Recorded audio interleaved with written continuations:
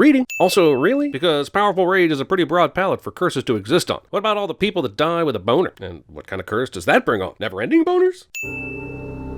That sounds fair. Bill Pullman is not playing a guitar while solving a case in this scene. Bill Pullman's going to throw himself off this balcony at the beginning of this movie, but he's still in this longer than both Equalizer movies combined. He also got the coveted die before the opening credits mention your name credit. Person who directed the original foreign film directs the American remake, and it sucks cliche. I do kind of want to give this movie credit for keeping the setting in Japan, but does that also make it even more pointless? Not to mention I still have to watch it regardless, so my hands are tied. This meant to say, out for a walk, back later after I learn how to indent handwritten notes, but obviously she had no room to write that. Either that lighter is blowing out or it's burning the out of her finger. There's no in-between with Bix.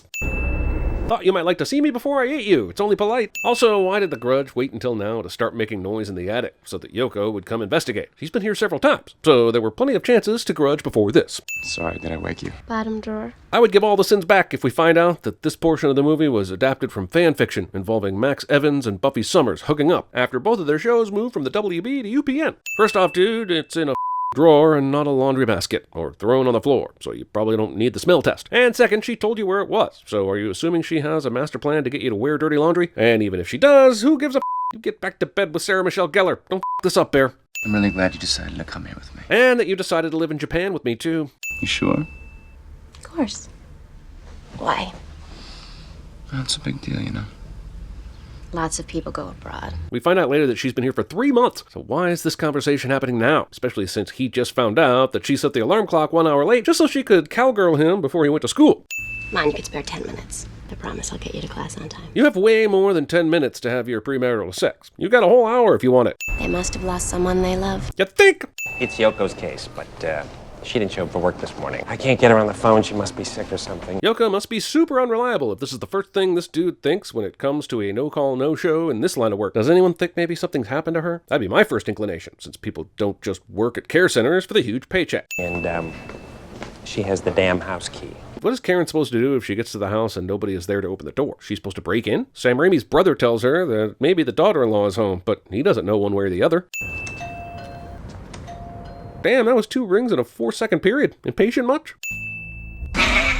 This is such a weird scene. The cat screeches, but Karen doesn't even react to it. The movie then proceeds to focus on the cat, trying to build up some sort of tension for the reveal that there's a little boy behind this door. But we haven't been given enough information about the house to know if the boy is a stranger or if he's supposed to be here. If Alex had told her this is who lives at the house and what they do, then this moment might have been affected. Also, I'm pretty sure this taped up room is never explained. We'll find out once this movie's 1655 flashbacks are done that nobody who lives or works here did it. Phones are not startling. Don't mind me, just doing the dishes. Also, it's always nice of our horror movie characters to stand around open doorways or glass structures so that we can see the random ghost and or killer walk-bys in the background of these scenes. I just want her to leave me alone.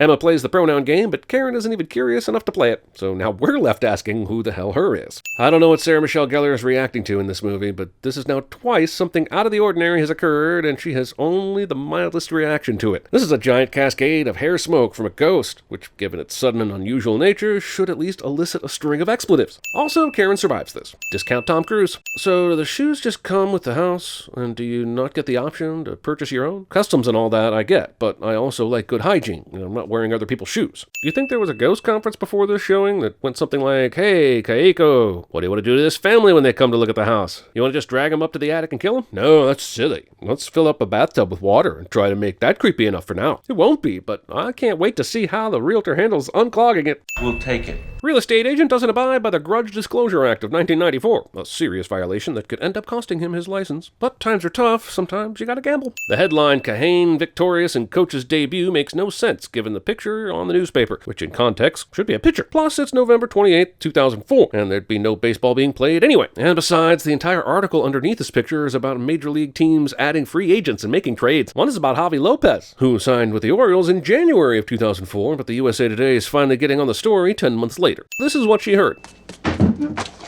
So what I'm trying to figure out is how this kid ran over here, knocked over the cup of water and the noodles, ran out of here fast enough to not be seen, and managed to get enough water under his feet to leave perfect footprints as he ran out.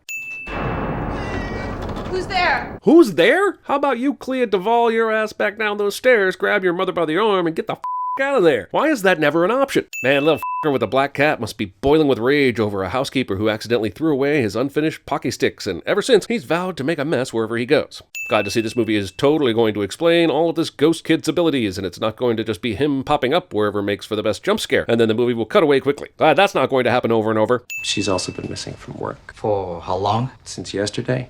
Since yesterday? This timeline is so confusing. I'm guessing that all the stuff we saw with Karen was yesterday. Plus, another whole day went by before Alex even bothered coming to the house and seeing what was wrong. Were Matt and Jennifer here yesterday, too? If Matt's only been missing from work for one day, then wouldn't Matt, Jennifer, Yoko, and Karen have crossed paths one way or another since the beginning of this movie? Even if this is explained, I hate this movie for making me have to think about it. So I know how Matt and Jennifer got up here, I guess, but why are they up here? Was the Grudge trying to hide the bodies because it's trying to get away with its murders? And where's Yoko? Why would you position these bodies in the attic just so, but do something completely different with Yoko? Also, sure is hilarious that the Grudge stops its fiery rage of fury when the cops show up. Maybe it's because it wants to kill people when they're all alone. But I find it funny that this tightly wound ball of anger is like, if you're alone, I will kill you. But by God, if there are any more than one, I will retire temporarily. It was really nice of the hospital staff to touch up Karen's makeup while she was sleeping. You don't want to wake up in a hospital without your face on. It's okay, Karen. Jesus, this movie has characters say Karen so much. I feel like it's determined to not let you ever forget her name. And I guess it's working, because I will never forget that her name is Rachel. Matt, are you there? Pick up. This is the third time we've heard this, and I'm wondering, why does Susan ask for Matthew and Jennifer to pick up? Does she think they're purposely not answering the phone for some reason? Matthew. I feel like this is a violation of the Grudge rules that we read at the beginning of the movie. It told us that the curse gathers in the place of death, which we know is the house, but now it's like, well, also I can go through phones and pester people who leave messages on the answering machine. Matthew, stop it. So the Grudge ghost is really nothing more than an obscene phone caller? I'm actually okay with this and think this route might have led us to a better movie. Is anyone there? The real question is, why are you there? Does this building not have elevators? Running into one of those would have made a lot more sense than a stairwell when you're on this high of a floor. Could kill you now that I'm a big believer in bloating a movie's runtime, so I'll wait. I'll bring back your lucky rabbit's foot later. I'm going to the track and putting a huge bet on Whirlwind. If it can get up the stairs that fast, then why was it even climbing the stairs in the first place? Clearly it can just appear wherever the it wants to. Also, I know there was some gibberish at the beginning of the movie that said once you saw the curse, it would latch onto you. So I guess that explains how it can appear at Susan's workplace, but why did it wait this long? Matthew and Jennifer have presumably been in that house for at least a couple days, so why didn't it appear to her sooner? Wouldn't it have been easier to grab her at a residence? The movie is filled with scenes like this, where we basically see someone's entire trip from point A to point B. Happened earlier with Karen, where we saw her go from the care center to the house in what felt like real time. Add to that all the other scenes where people are walking up an entire flight of stairs or some other parts of a house, and you've got an epidemic. Either the movie thinks it's building tension, or it's knowingly wasting time. Either way, it's sinful as and I don't think this thing's going to have many sins anyway, and that makes me mad, so here's 20 additional sins for the time wasted. This Grudge kid shows up on every floor scene is pretty cool, but it's only for the audience and has nothing to do with Susan at all. He gets closer and closer, but seems to know when to pull back and not appear when Susan reaches her floor. Also, lucky for Toshio that Susan decided to nod off on this particular elevator ride. There might actually be more phone ringing in this movie than a Scream sequel. Matthew, are you all right?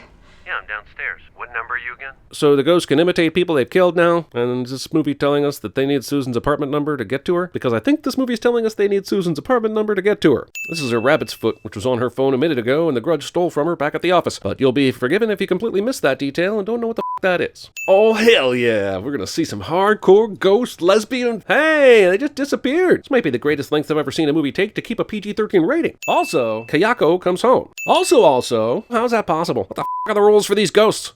It seems that the son killed his wife and then himself in the attic. In the attic? That's the theory we're going with? There wasn't even a murder weapon found in the attic. Why would Jennifer have gone up there with Matthew? Yeah, these seem like perfect cops for a horror movie. Carry on. What's wrong? Oh, nothing. Just witnessed an elderly lady die in front of me and went into shock so bad they had to put me in the hospital. Then found out there were corpses just chilling out in the attic above me, and I might have seen a ghost kid. Just usual Tuesday.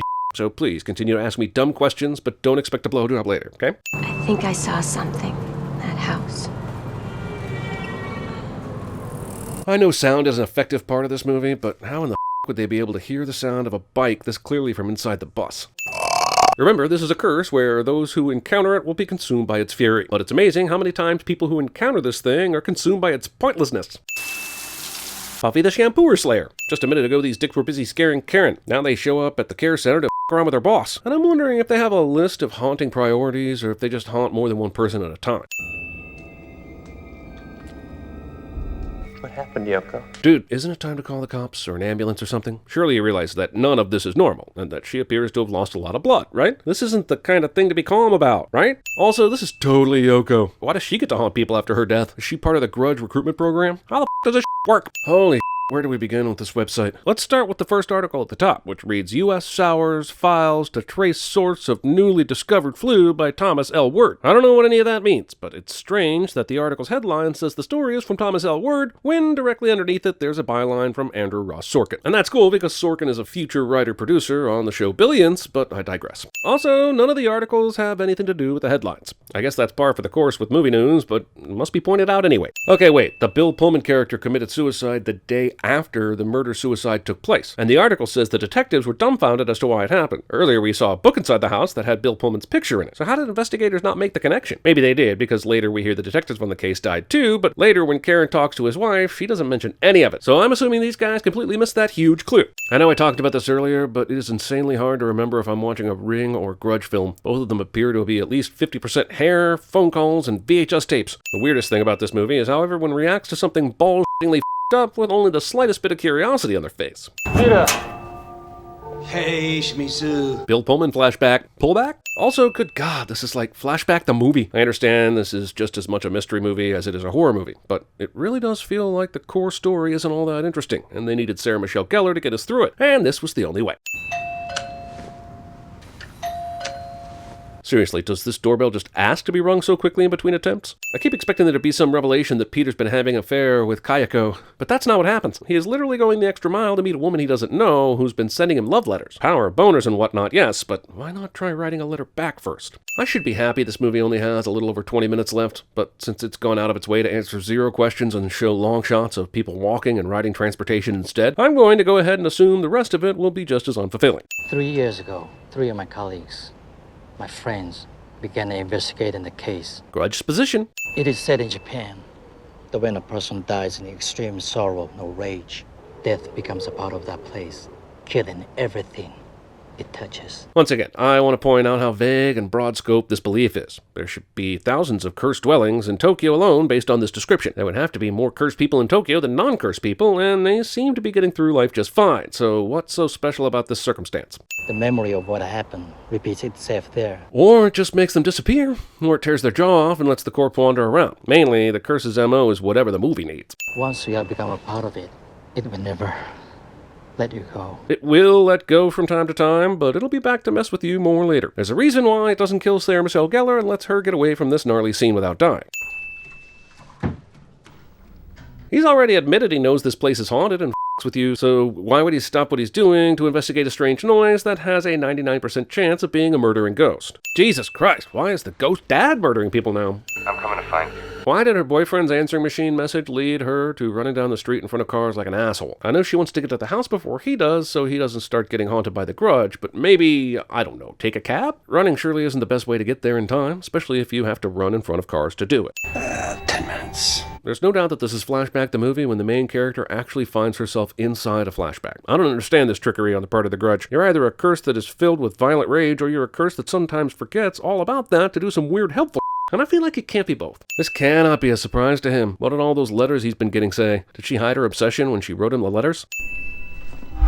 So wait, this flashback is transcending time and space now? Why can she see him, but he can't see her? But he can still feel her presence? I guess I'll just chalk this up to ghosts being ghosts, but I really need to have a talk with these guys at some point and tell them their methods of communicating are faulty. This is a flashback within a flashback, complete with black and white footage, and I don't understand the choice. Every single thing in the past has been told in full color to fill in the gaps in the story, and this is the biggest one, but it gets the flash cut black and white footage because it's extra angry, I guess? Now that I've weirdly given you the great gift of telling you what happened, I'm going to kill you. Why? I don't know either. Honestly, this isn't any different from any other way he's looked at her in this movie. So I guess no matter what, this guy really somethinged his girlfriend. Clearly not in any realistic way, because the movie most likely would have shown us if there was an actual way for her to survive. But I'm sure someone has to ride a bus soon, so let's watch that instead. How the were you able to save the house? Once that thing went full blaze, it would have required a neighbor to call 119 in time and get to a place that has proven somewhat difficult to get to. I'm not even sure there are fire hydrants near that place.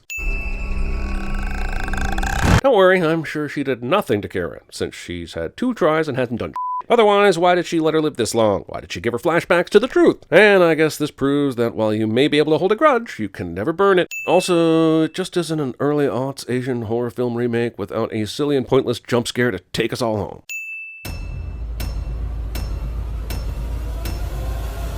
These grudges, they're awful. Nobody wins.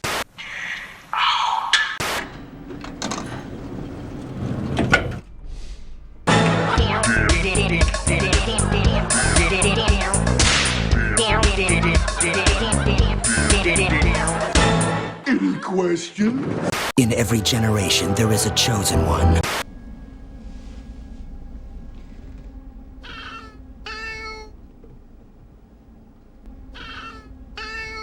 Deja vu. A deja vu is usually a glitch in the Matrix. It happens when they change something. Do you want to die tonight, Cece?